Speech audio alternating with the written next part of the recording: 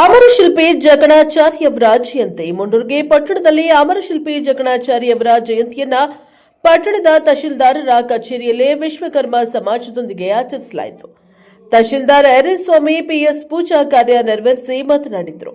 ಅಮರಶಿಲ್ಪಿ ಜಕಣಾಚಾರ್ಯ ಅವರು ಜಗತ್ತು ಎಂದಿಗೂ ಮರೆಯದ ಕಲಾವಿದರಾಗಿ ಅವರು ನಿರ್ಮಿಸಿರುವ ಶಿಲಾ ಕಲಾ ದೇವಾಲಯಗಳು ವಿಶ್ವ ಪ್ರಸಿದ್ಧವಾಗಿದ್ದು ಭಾರತಕ್ಕೆ ಉನ್ನತ ಸ್ಥಾನ ತಂದುಕೊಟ್ಟಿವೆ ಎಂದರು. ಈ ಸಂದರ್ಭದಲ್ಲಿ ಎರಿಸ್ವಾಮಿ ಪಿಎಸ್ ರವೀಂದ್ರ ಉಪ್ಪಿನಬೆಟಗೇರಿ, ಮೌನೇಶ್ ಪತ್ತಾರ್, ಬಸವರಾಜ್ ನವಲ್ಗುಂದ್, ನಾರಾಯಣಪ್ಪ ಸುಡಿ, ನಾಗರಾಜ್ ಬಡಿಗೇರ್, ಶಂಬಣ್ಣ ಸುಡಿ, ಭೀಮಣ್ಣ ಕಮ್ಮಾರ್, ಬಸವರಾಜ್ ದೇಸಾಯಿ, ಈಶಪ್ಪ ಬಡಿಗೇರ್, ಶಂಕರ್ನಾಗ್ ಕಮ್ಮಾರ್ ಮತ್ತು ಸಮಾಜದ ಮುಖಂಡರು, ವಿವಿಧ ಸಂಘಟನೆಯ ಉಪಾಧ್ಯಕ್ಷರು, ಅಧ್ಯಕ್ಷರು ಉಪಸ್ಥಿತರಿದ್ದರು.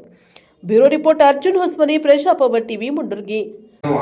ಸಾಮ್ರಾಜ್ಯದ ಆಳಿದಂತ ಎಲ್ಲ ರಾಜಮನೆತನಗಳಲ್ಲಿ ಹೊಯ್ಸಳರು ಮತ್ತು ನಮಗೆ ಕಲ್ಯಾಣಿ ಚಾಲುಕ್ಯರು ಇದರಲ್ಲಿ ನಮಗೆ ಹೆಚ್ಚಿನ ಕಲಾ ಮತ್ತು ವಾಸ್ತುಶಿಲ್ಪಕ್ಕೆ ಪ್ರೋತ್ಸಾಹನ ನೀಡಿದಂಥದ್ದು. ಹಾಗೂ ಇವತ್ತು ನಾವು ಇಡೀ ಕರ್ನಾಟಕದಾದ್ಯಂತ ಎಲ್ಲಾದರೂ ಪ್ರಸಿದ್ಧ ದೇವಾಲಯಗಳು ಇದ್ದಾವೆ ಅಂತಂದ್ರೆ ಅದನ್ನು ವಿಶೇಷವಾಗಿ ನಾವು ಇವರ ವಾಸ್ತುಶಿಲ್ಪ ಕಲೆಯ ಒಂದು ಪ್ರತಿರೂಪವಾಗಿ ನಾವು ಇವತ್ತು ನೋಡ್ತಾ ಇದ್ದೀವಿ.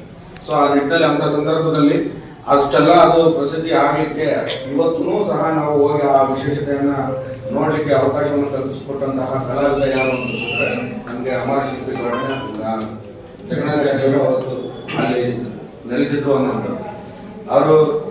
ನಾವೀಗ ಅಂತವೆ ನಮಗೆ ಇತ್ತೀಚಿನ ದಿನಮಾನದಲ್ಲಿ ನಮಗೆ ಉದ್ಯೋಗನೇ ಒಂದು ಅವಕಾಶ, ಸರ್ಕಾರಿ ನೌಕರಿ ಸಿಕ್ಕರೆ ಮಾತ್ರ ಹೌದು, ನನ್ನ ಮಗ ಮೆರಿಟ್ ಬಂದ್ರೆ ಮಾತ್ರ ಹೌದು ಅನ್ನೋಂಥದ್ದು ನಾವು ಈಗ ಆಲ್ರೆಡಿ ಬಹಳಷ್ಟು ಆ ವ್ಯವಸ್ಥೆಯಿಂದ ಹೊರಗೆ ಹೋಗಿರೋಷ್ಟು ಅಡಕ್ಷಣೆ ಮಾಡ್ಕೊಂಡ್ಬಿಟ್ಟಿವಿ ನಾವು.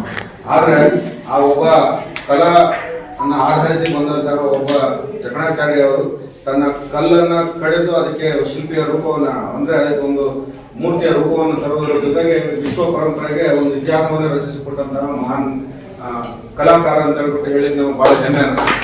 ಅದಕ್ಕೆ ಅವ್ರ ಹೆಸರು ಕೇವಲ ಜಕಣಾಚಾರ್ಯ ಅಂತ ಆಗಿದ್ರೆ ನಾವು ಇತಿಹಾಸ ಪುಟದಲ್ಲಿ ಅವ್ರನ್ನ ಅಮರ ಶಿಲ್ಪಿ ಅಂತ ಹೇಳ್ಬಿಟ್ಟು ಕರಿತೀವಿ. ಅಂದ್ರೆ ಅವ್ರು ಯಾವತ್ತೂ ನಮ್ಮಿಂದ ಹೊರಗೆ ಹೋಗಿಲ್ಲ, ನಮ್ಮ ಮಧ್ಯೆ ಇವತ್ತಿಗೂ ಸಹ ಇದ್ದಾರೆ ಅನ್ನುವಂಥದ್ದು ಅರ್ಥವಾಗಿಲ್ಲ ನಾವು ಅವ್ರನ್ನ ಅಮರ ಶಿಲ್ಪಿ, ಅದನ್ನ ಮೀರಿಸೋರು ಸಾಧ್ಯನೇ ಇರಲಿಲ್ಲ ಅಂತ.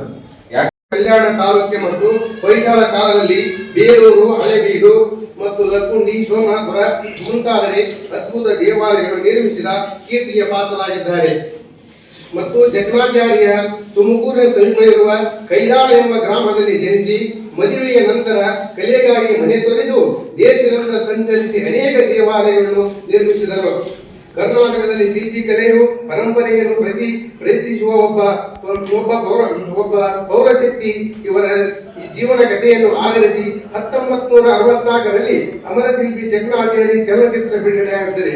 ಅವರ ಶ್ರದ್ಧೆ, ಅವರ ನಿಷ್ಠೆ ಸದಾ ನಮ್ಮ ಜೀವನದಲ್ಲಿ ಅಳವಡಿಸಿಕೊಳ್ಳೋಣ ಎಂದು ನನ್ನ ಮಾತು ಹೇಳಿ ಜೈ ಹಿಂದ್.